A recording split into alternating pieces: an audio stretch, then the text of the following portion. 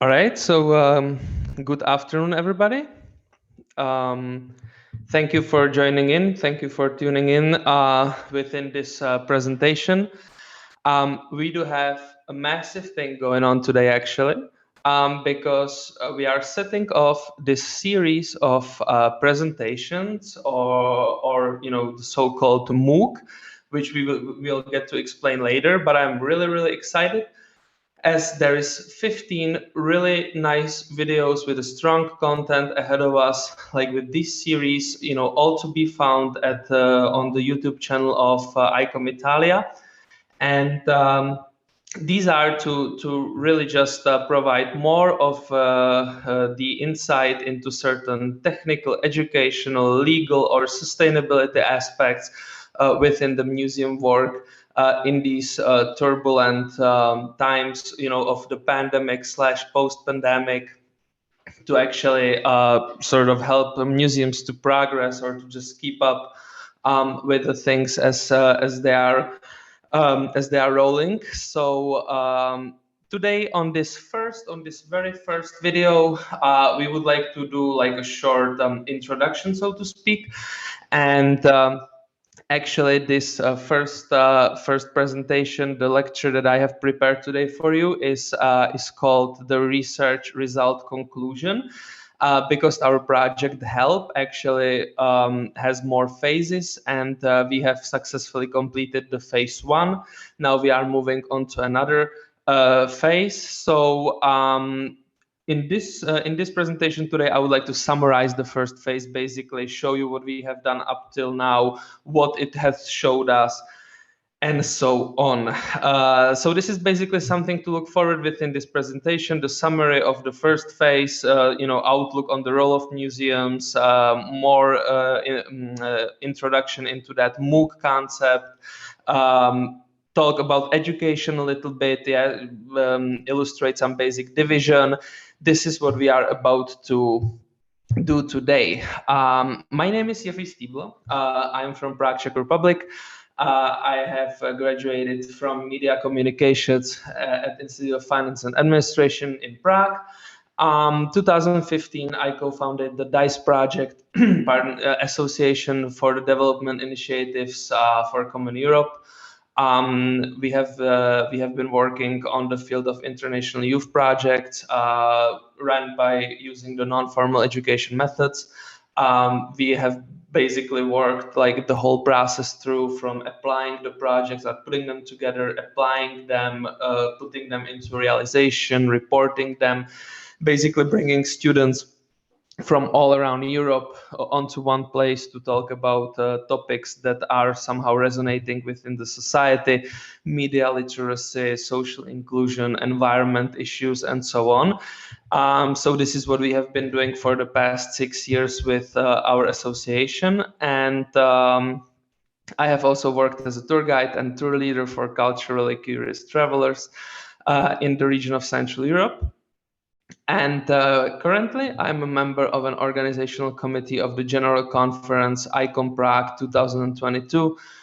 Every 3 years, ICOM holds a general conference, basically like the Olympic Games of ICOM.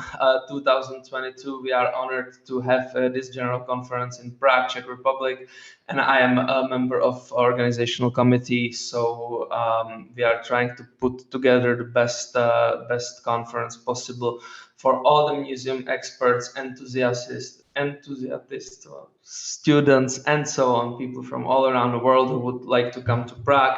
You're very welcome next August 2022. So as I have mentioned before, the H.E.L.P project, which is basically a platform for all these lectures to happen. It is a digital project for heritage education. The aim of H.E.L.P project is to guide museums through a self-assessment process and to support them in the realization of digital projects for heritage education based on open licenses. So basically, it is really about providing museums with all the inputs, information necessary in order to design sustainable online projects with usage of an open data, open licenses, so that the projects are available for anyone who has the internet connection available. That is pretty much the only criteria. So this free online lesson plan will help to improve open access approaches and participatory opportunities. Obviously, there are inclusive thoughts and ideas behind this concept that everyone can share the equal opportunities. And as I've mentioned before, on topics of education, technical aspects, legal aspects, and sustainability, the MOOC project will provide 15 free online lessons for an online training available in English, YouTube, ICOM Italy. Today, as I said, the introduction lesson number 1. I also figured it would be good to maybe conclude a little bit about the objectives of the project H.E.L.P. So here they are. Basically, bring out advantages and opportunities of free licensing and public domain for audience engagement. So how can we work with public domains, open data, free licenses, in order to engage audience into the topic of our museum expositions, exhibitions, contents, how museums can actually help out on social programs, how can they innovate their approach to education, connect with schools. What are all the options and the power of museums, actually? Because museums have obviously a lot of power, and it is very much about how we approach the power, how we use the power, what we make out of that power. So the H.E.L.P project is basically designed to help to multiply that power and to really put it into a correct use and maximize the potential of museum work and museum as a public institution that is heavily influential, and it's honestly one of the most important public institutions in a way, because it can really design a roof for a lot of people and a lot of intentions and so on. Encourage active participation obviously is a strong goal as well. The digital reproduction of museum collections by correct legal approach. So in order to have everything legal, coherent with all the legal frames, that is what that legal aspect or the presentations dedicated to the legal aspect are prepared for. And open data as an opportunity for museum education and communication just in general. So these would roughly be the project objectives.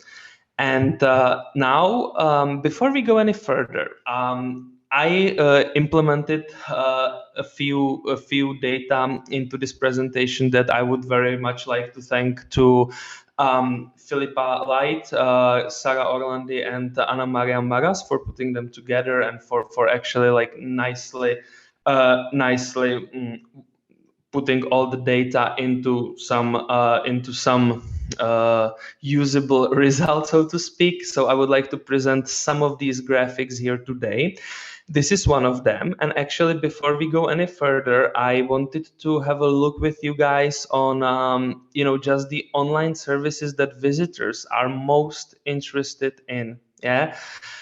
The several surveys were conducted by NEMO, by ICOM, or UNESCO in 2020, so during the COVID-19 situation. And what would be the responses from the museums, and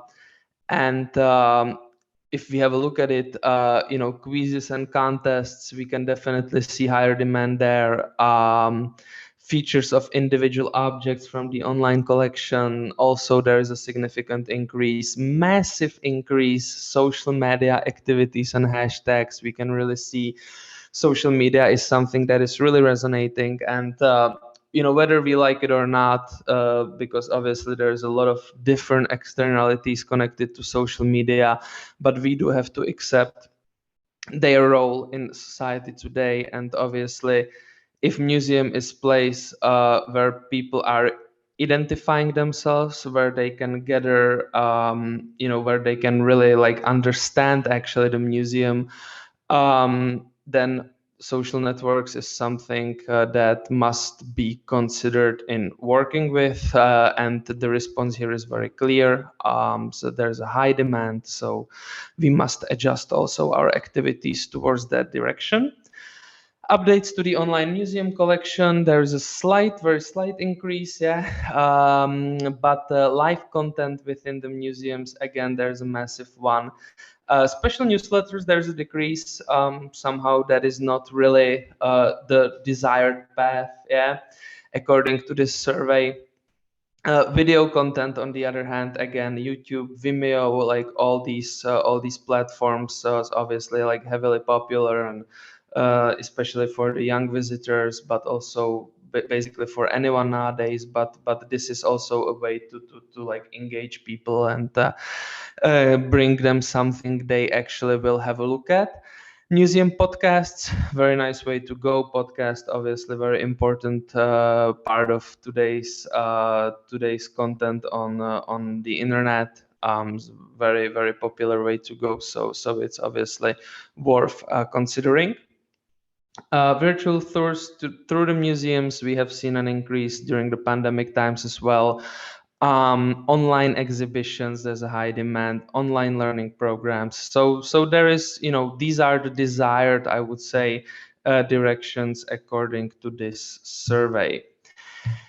With the H.E.L.P project, just to show you really what we are, what is the concept before we jump onto the research analysis. So the research was conducted between February and May of 2021, followed by the MOOC lessons that are being recorded in the months of June and July, then will be published a little bit later, obviously, towards September.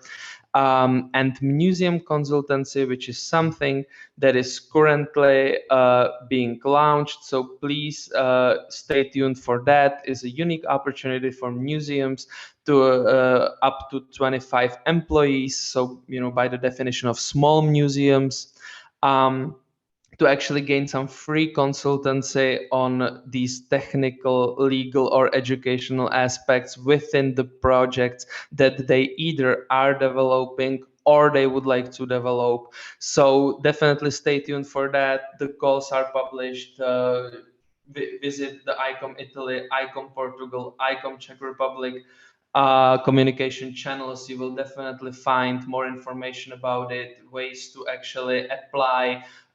Then the selection process is going to be happening somewhere in the month of October, and it is really I would say a unique opportunity to gain free consultancy from professionals. So would definitely like to point that out. As I mentioned before, today we will have a look at that research analysis, methodology, and results. Then we will have a look into the role of museums. We talk about this online massive training, the MOOC, conclude a little bit about the education before we actually come to the conclusion of the presentation itself. H.E.L.P project research was conducted by project member institutions, ICOM Italy, ICOM Portugal, and ICOM Czech Republic. So big thanks to ICOM Italy for actually putting the whole project together. So obviously a lot of work. ICOM Portugal, ICOM Czech Republic as partner institutions. Over 150 projects were analyzed among these three countries, and the objectives of this analysis was obviously to compare all available information, to define all kinds of approaches, to find best practices, to just really kind of split all the definitions of this approach. The survey actually was structured in 32 fields, 4 main topics there: ethnographic, digital tools and techniques, open access policy, educational methodology. Yeah, so we are sticking with this concept. About the structure, here is actually some more, so you can see directly what has been studied. type of institution, name, country, that's that anagraphic part. Then we have these tools. So, whether that's existing tool or whether that's a new tools, yeah. Existing tools, obviously, platforms such as Facebook, etc., etc. New tools, some new applications that the museums have developed specifically for their projects, and so on. Name of the new tool, type of content, whether it's video, educational kit, or something else. Content's quality, basically devices that you can actually approach this project at, and so on. Then there is obviously open source, what platform, software, app, and the data licenses, whether there are some terms of use. Is it free? Is it not free? How many people or who can actually be involved into it? Like, what is the duration, frequency, what is the interaction between educator and public, the level of interaction. Yes, obviously are different levels of interaction. Let's say that sometimes it's an app, it's like an application where the visitor can directly participate like 100%, like they basically develop the whole story by their own activity, clicking on something all the time. They are in charge. Sometimes it can be medium. For instance, there is quite a nice interactive instruction there, and then in order for me to put it in a use, I must develop my own activity aside of that program. Yeah. Or there is lower interaction, which means some sort of a passive content being shown. Accessibility, user experience, digital interaction, selected, and then obviously we chose projects that were selected for the second phase of study. So we chose those that really we thought were the most creative, innovative, had the most of an added value, and those will be analyzed in further stages of the H.E.L.P project. This is to show you how the table looked like. This is, to show you just like an outlook on how the analysis looked. Here on the map, you can see that we really tried to include institutions from all regions of our countries. So, in order to fight different obstacles or different like exclusions, so to speak.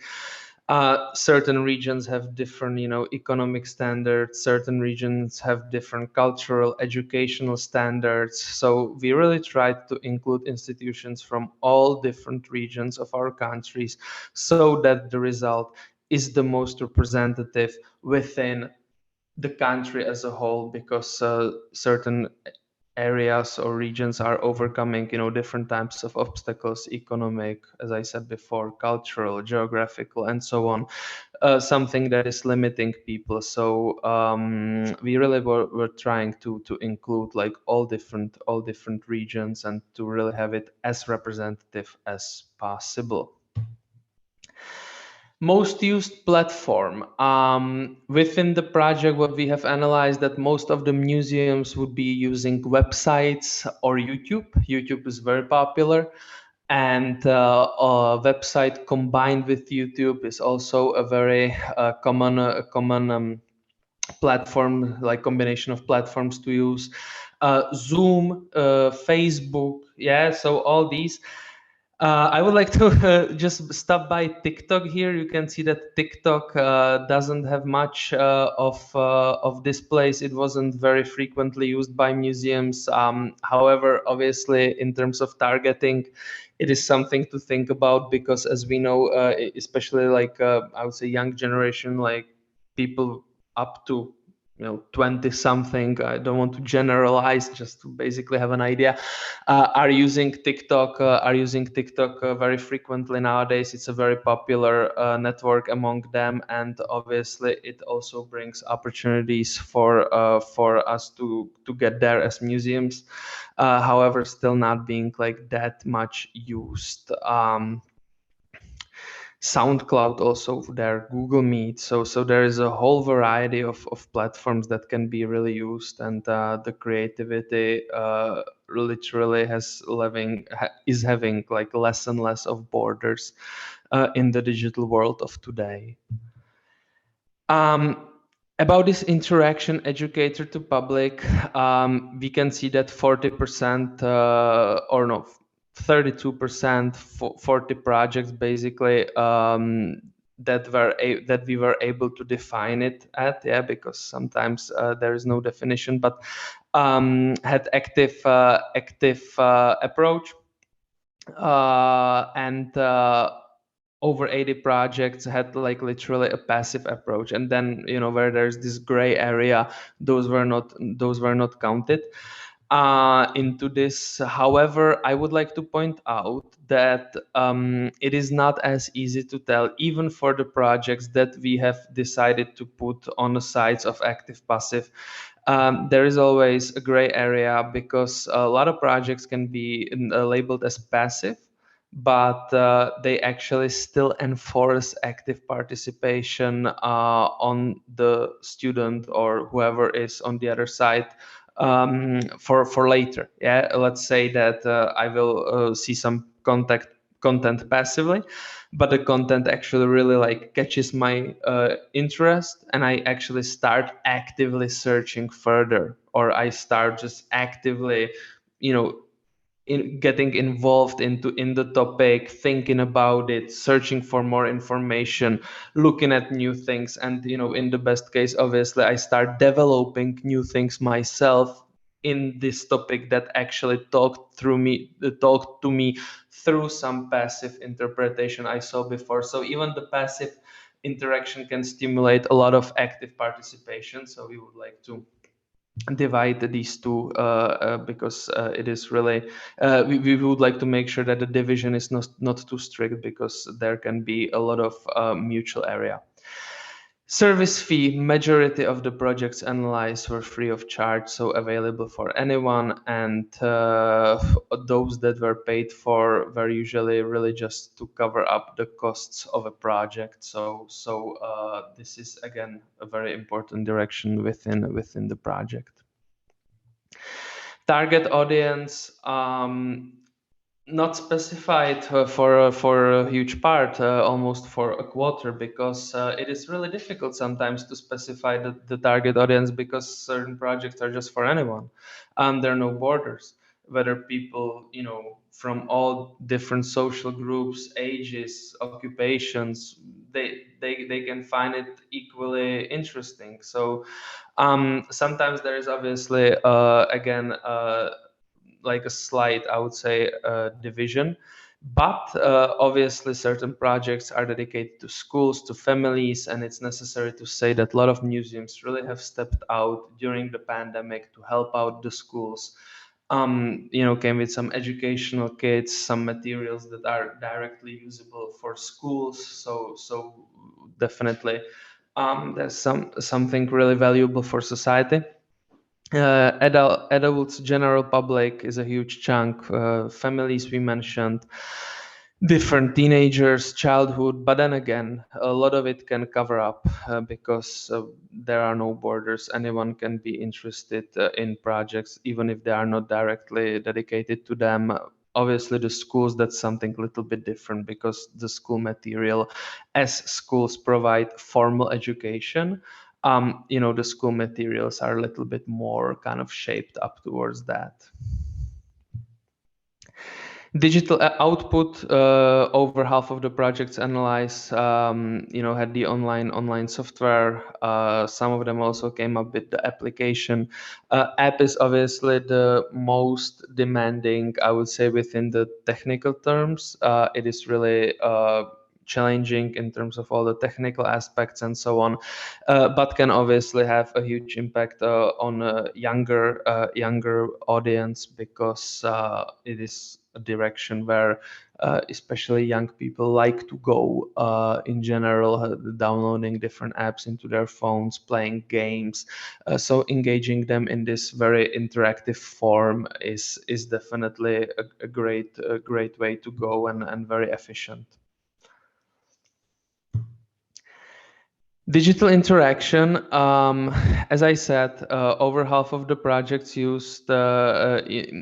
over half of the projects allow users to further involvement online. That's partially what we talked about, that having a passive content doesn't mean it's fully passive.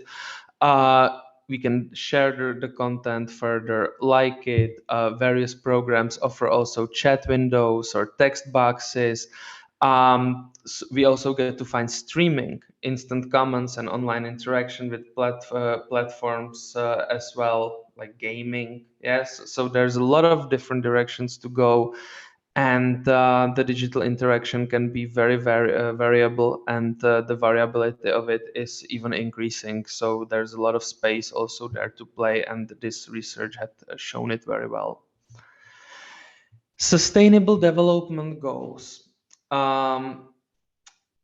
It is very important for ICOM and for, I would say, the whole world of museums to meet also the goals of the sustainable development as they were presented by basically United Nations.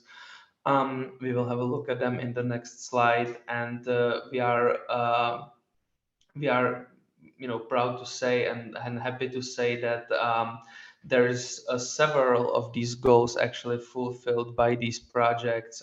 Mostly it regards the goal number 4 of a quality education, ensuring inclusive education, equitable quality, promoting lifelong learning opportunities for all. Then again, having the internet access is a criteria, and that can really help a lot of people, especially that it completely erases the geographical obstacles. It doesn't matter where you are, what you can afford or cannot afford in terms of traveling for the information, because the information is literally traveling to you. And that's what is a huge benefit of these online projects. And we should also have that in mind, that this is something that the whole world can benefit from, or any person on this planet with connection to the internet. Obviously there is a language barrier, but then again, English being an international language, those projects that are in English have a huge chance of really being worldwide spread and creating a lot of added value also within the quality of education and equality in approach to education. Open sources also link closely with access to information. One of the I would say subtopics of the goal number 16, protecting fundamental freedoms, gender equality related to digitalization and infrastructure to reduce inequalities. So there is quite a few goals met. We have a look, half of the project strictly falls into that number 4, and then some of it overlaps with another goals and so on, and this is what the final result is. These are the Sustainable Development Goals as presented by United Nations. Number 4, quality education. Number 5, gender equality. Peace, justice, and strong institutions. There is really a lot of goals, or just places where we can make difference, and it is always good to keep these goals in mind, because the collection as presented here can really lead to world being a better place. So this is something I would like to underline. Here is a video I would like to show you, because we just spoke about these sustainable goals, and I just thought it would be a nice sort of break, because the museums can obviously fulfill these goals indirectly by their work and by the results of their work. And they can also take active initiative and take action, literally, in warning about certain sustainability measures not maybe fully fulfilled in the world of today. And so I would just like to play this short video here, which is carried out by the Museum of Prado together with WWF. And it is basically called like when the climate changes, everything changes, and I think that they did a really nice job on it.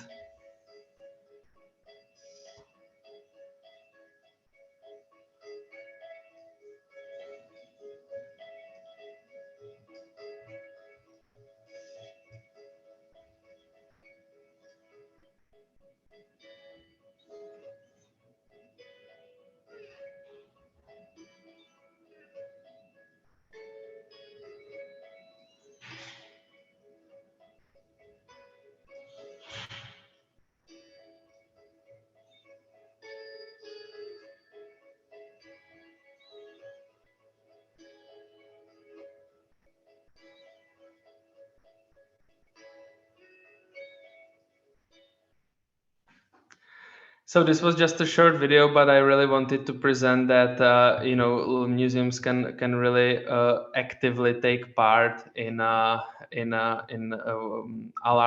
warning about the current about the current issues that are here, and this was a really nice way to put it together. Not too long, very I would say clear message, powerful message, creative. So I think definitely it is worth to share. And this also brings us to the role of museums, and this is another sort of chapter I would like to have a look at today briefly. And if we have a look into the role of museums, we just spoke about the sustainable development. We looked at this video. Spread the education and the knowledge about our environment, its presence and its history, because what do we want from museums, right? And this is a huge question, and the outlook of people on like what the museum should do is really very diverse. A lot of people like museum to be that conservative institution that has a clear content, and they just go there to see that content, and whoever doesn't like that content should not go there. That's the perspective.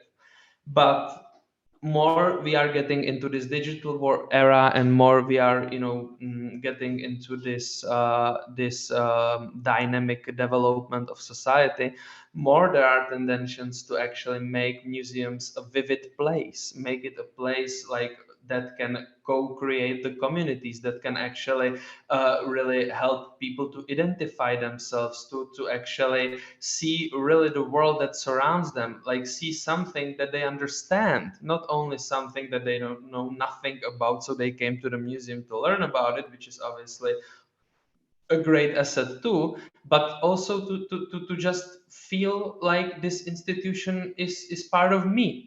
And that I think is a great way to develop for future. And there's going to be one more short video of this type of approach. But before we get there, also I would like to mention that fostering individual creativity is a huge impact that museums can make. Pass and preserve traditional cultural habits and concepts. Museums of, for instance, traditional costumes, different workshops where you can actually create your own costumes, where you can learn how to create those costumes, etc., etc. So these are perfect examples. Pass and analyze, inform, and cultivate within current social issues. That is what we saw in that video from the Museum of Prado. Clearly, there is an issue right now with the climate change, so they would somehow, I think, fulfill all three of these actions. And to facilitate organic creation of both local and global community. And here I would like to explain it on a one very concise example. In the Czech Republic, there's a lot of small museums in small towns. Being a part of Austro-Hungarian Empire, we obviously had different people born here that you would not guess were actually born here. For instance, Sigmund Freud, but also this famous Viennese architect Josef Hoffmann, who was actually born in a small town of 𝙃.𝙀 in the Czech Moravian Highlands. And in this little town of 𝙃.𝙀, there is today his born house turned into a museum. And it is done really nicely. It works very well for the local community. They organize a lot of workshops for kids. They organize a lot of educational programs for the local community, for kids, for adults, different events where the community gets to meet, gets to spend time together, gets to deepen the bondings. But at the same time, there is this topic of Josef Hoffman. So whoever goes through 𝙃.𝙀, whoever comes to that place, they just can see, and it also helps to create a community of people who are somehow fans of the work of Josef Hoffman. And obviously his work we get to find mostly in Vienna, but also in Brussels. So he's a very influential architect of his era. And it creates also a community that is somehow coming closer around the work of Josef Hoffman and identify themselves based on, the common topic set up by this museum that anyone from the world can relate. And at the same time, the local community gets definitely closer thanks to the activities that the museum does in the small town. So I think that this is also a great concept where museums can actually have a massive impact. And that's what I talked about now. And that this is this like new approach to museums, and I would like to demonstrate that on one more video, and that's a video from TED Talks. It's actually Lori Fogarty, which is from the who's from the Oakland Museum in California. And she basically, I won't play the whole video. You guys can do that yourselves in case of interest. It's like 9 minutes, but I would like to play just one part of it. And that's a part where she comes to a conclusion, because in that first part she basically breaks down the activities of the museum, that they really try to create a place for local community to gather and to actually come closer together, to identify themselves, to have a good time, to deepen their relationships. And then she concludes this activity in this part of the video. So I'll just... So what has this meant for us? Well, it's definitely meant our audiences have grown and changed. It's meant that people talk about the museum in a different way. And it means that our community is really taking ownership of our museum. So what does success look like for us with this? Well, this is where I really feel that we're in the same space of moving from I to we. Because it's not any longer about us as a museum and what we need to achieve or what we are trying to teach people about California art, history, and natural sciences. Instead, it's about the museum being a place and a space for people to come together at a time when I don't think we've ever felt so disconnected from our place, disconnected from our stories and our histories, disconnected maybe from our neighbors, even disconnected from a sense of purpose. And that's what we're trying to do at the museum now, is to be a place that can help people reconnect with this place, with their histories, with their neighbors, and with a sense of purpose. So how does that translate into how we measure success? Well, we definitely still look at our attendance figures and the number of members and social media followers and our financial statistics. But now we're starting to actually measure our impact in a different way. We're asking the questions, do our visitors feel a sense of welcome and belonging? Do they feel that their story matters, that they see their story reflected at the museum, that they're open to the stories of others?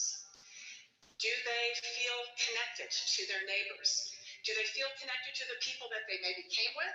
But most importantly, do they feel connected to people they may be encountering at the museum for the first time? So this is what we're trying to do at the museum now, and not only articulate that kind of impact, but measure it. and we're still very early in this game, but our hope is that if we can be a resource for museums who are also trying to articulate their impact on their communities, that we might be able to have an impact even more broadly with museums across the country and even around the world. So think about it. Think about museums in your community. Think about where museums might have an impact and how actually you could be part of the collaboration that makes that kind of impact possible. So I guess that speaks for itself. We're still very much there we go. And with that being said, I would like to move on to this sort of last block of content of today's presentation, and just really broadly, because we talked about, you know, how to approach people, how to approach different groups, like how do the museums approach, you know, different kinds of work, all this, you know, analysis of the research we have done over 150 institutions, etc. And it is good to point out that obviously the education has a very various ways, and mostly we would actually find the division into three main I would say, like approaches to education: formal education, non-formal education, informal learning.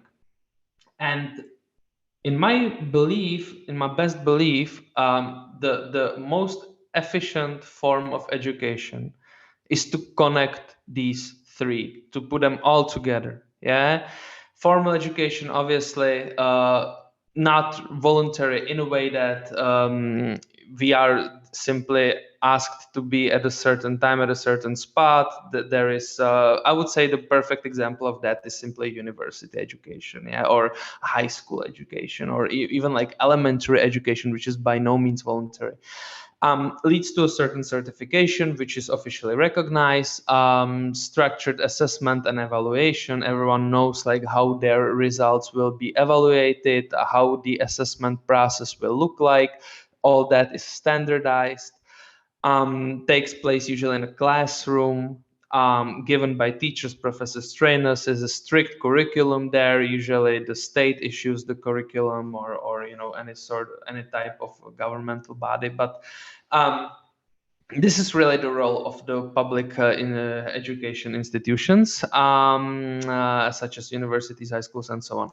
Non-formal education, and there I believe the museums can play the biggest part, and to be working on the non-formal education methodology and techniques to actually acknowledge and recognize this approach to education. That is something that I would, from the bottom of my heart, really like to encourage anyone, because that, I believe, is exactly the role of museum, to sort of complete that formal education through this non-formal part, which is voluntary. You know, we cannot really force people to come to museum. Leads to a limited certification. Well, you know, certain non-formal education programs offer certain certificates that are afterwards measured by institutions that choose to work with them. So again, no institution or no employer, etc., can be forced to recognize this measurement, but it is something to have, and it's up to every HR person, whoever you come into touch with, to actually evaluate whether that's worth to them, whether that means something for them, whether it does not. But it is a nice initiative to have. And for instance, I would mention Youth Pass, which is the certificate that people get who participate in a non-formal education programs of Erasmus Plus by the European Union. If people take part, then Youth Pass certificate, which is actually their self-assessment. They have people self-assess themselves.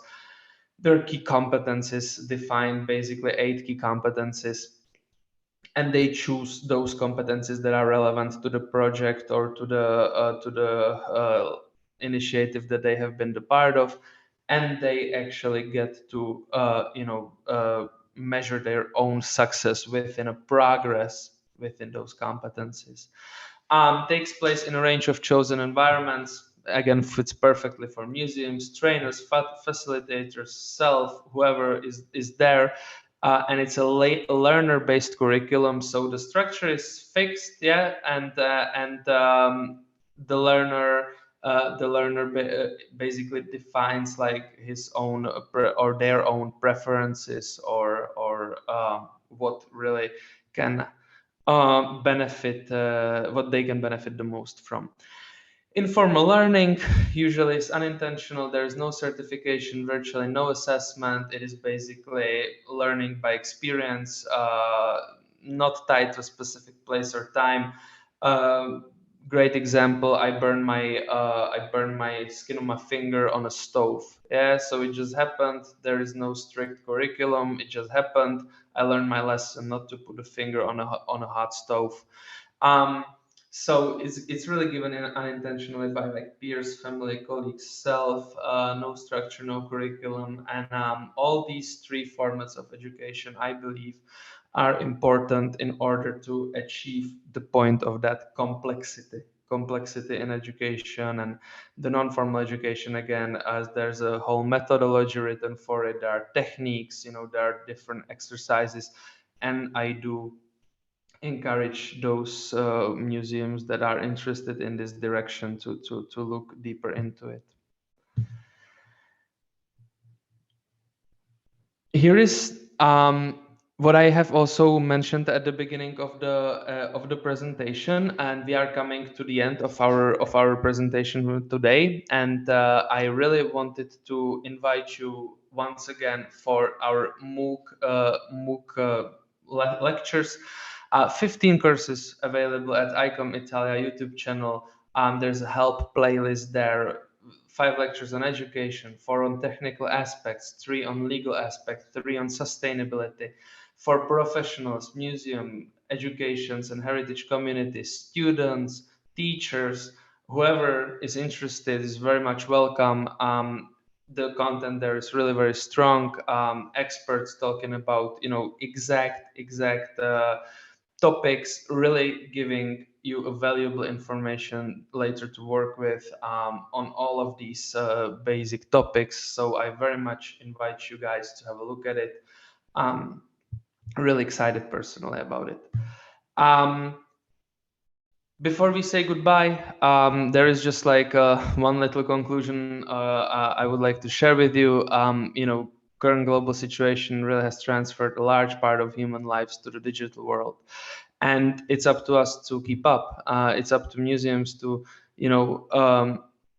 stay in the position of one of the most powerful public institutions, and to even work on that position, to even deepen that role, that importance of the role within the society, because it is really an institution that has a massive power, and to maximize the potential of it is really something that we are so excited to see. And this presentation also goes to actually appreciate great efforts we have been witnessing, and hopefully motivate and inspire, and obviously also promote the series of online large-scale training, the MOOC by the H.E.L.P project. Thank you kindly for your attention. Stay tuned for our videos. Check out this H.E.L.P playlist and have a great day.